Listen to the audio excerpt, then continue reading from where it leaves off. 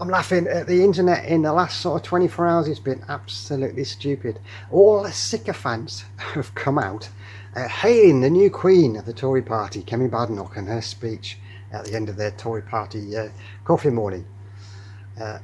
Conference, yes. Anyway, it turns out that she made a few announcements that went down very well with the cult. Is that the right word? Yes. Which included, and I'll just go through the list, stamp duty being abolished. Now, stamp duty came in, I believe, about 1647, something like that. The reasons behind it is probably enough for another video on its own, but quite frankly, it should have been abolished centuries ago. It should never have been carried on in the first place. So that is common sense. Should have been done a long time ago.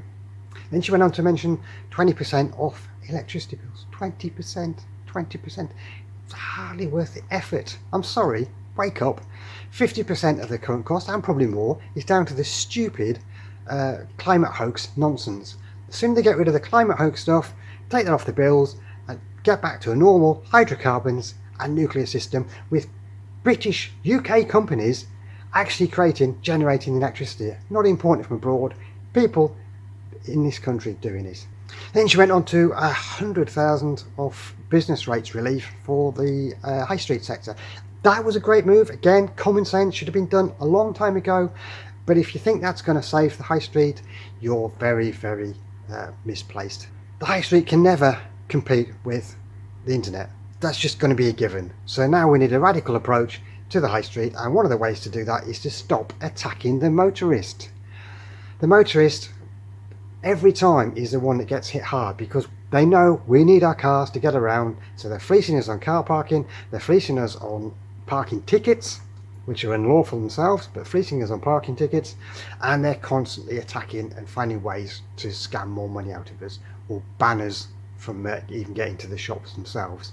That needs to go. We need to get the people to the shops where they can go in, buy the goods they want, conveniently as they can. Dead simple. I have other ideas for how town centres could improve, but in terms of the high street, shops, retail, it's the motorist, or lack of motorists, that's causing the problems.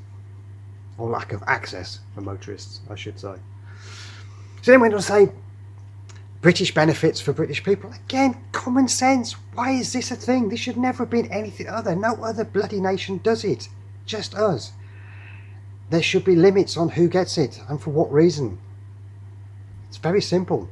Oh, and then the piece de resistance was deport all foreign criminals. I mean, really? By default, technically, every illegal immigrant that comes here has committed a crime coming here. That's why they're called illegal, and therefore they should be deported. The trouble is, the argument, I can see it now already, that they've not been convicted in a court of law, and for that reason they'll be allowed to stay. And as long as we have this merry-go-round, nothing will change. No, we need far more stringent rules on deporting, and the remigration phase is the appropriate method that the people are talking about. If you come here illegally, you're sent back. As simple as that. And I don't care if it's to France or wherever, they're just sent back. Game over. And as for the foreign criminals, yes, if they came here, whether they came here legally, whatever, if they commit a serious crime that involves a jail sentence, then at the end of that jail sentence, they are reviewed as to whether or not they are suitable to remain, or whether or not it's a significant crime and they should be returned from whence they arrived. She then mentioned policing crimes. Not our thoughts. Again, common sense. It is not an offence to cause offence. That's a fact in law. It's one of our inalienable rights, our birth rights. They can never, ever take away from us. It's in our constitution. It's written down forever and a day. They cannot change it. The freedom of expression. And that includes thought, speech, anything else. We can say and do things that may upset other people. That's just tough. Sticks and stones. They have to get over it and move on. Learn to scroll on by. Or, shout back at them, for God's sake. But it doesn't matter. It's irrelevant. It doesn't do any harm. Police should concentrate on things that physically cause someone harm or financially cause someone harm. Completely different stories. That's their job. Not our thoughts, not our words. Period. Again, common sense. Shouldn't even be a discussion point, to be perfectly honest. And then she went on to talk about the public sector and a tiny little reduction going back to 2016 levels or something like that. What a joke. We need swathing cuts to the public sector. We need to close down HMRC, Treasury, Home Office. They are filled with people who shouldn't be there, who do not have our interests in heart and live on trying to make our lives an absolute bloody misery. That is not their job. Frankly, it's disgusting. They all need to go. We need to start again. And that includes the quangos. They all need to go. Every last one of them. It should be elected ministers responsible for a department, and they're the ones that answer to the public if anything changes. Period. End of. Quangos, gone. Again, common sense. Deep breath. But no mention in any of this about inheritance tax, the other absolutely abhorrent tax we have this day and age. Inheritance tax. It's disgusting, should never have been in, and that should be removed also as a matter of urgency. No questions, no ifs, no buts, none of this left-wing lobby fighting on about greed, etc. If you earned it, you should keep it, period.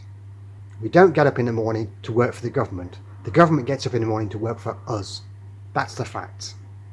Right, get off my high horse now. But the really daft thing about the entire thing on this social media, this bubble that I've been watching grow, and I stayed away from social media for a few years, but come back to it lately. The amount of clowns who came out of the woodwork and jumped on every TV programme they could or every social media platform they could and whinged and moaned about how the Tory party were going too right wing, and that's why they were losing votes. Seriously, guys, you need some serious help. The Tory party currently, even with all this nonsense, is still only a smidgen to the right of the Labour Party, who are full-blown communists. They couldn't get any further left if they tried. So now they're only marginally right of them, and you still think it's too right-wing. You're an absolute joke. You're the reason the Tory party ended. You're too left-wing. But the laughable thing about the entire conference on all this garbage I've just read out that they've mentioned here is it's the same garbage they've said at every conference previously, at every election previously. They trot all this nonsense out and then do exactly nothing when they get into power, and that won't change. The Tory party is dead. It's just time to face reality. It's gone. It's now a case of what comes next, and they ain't it.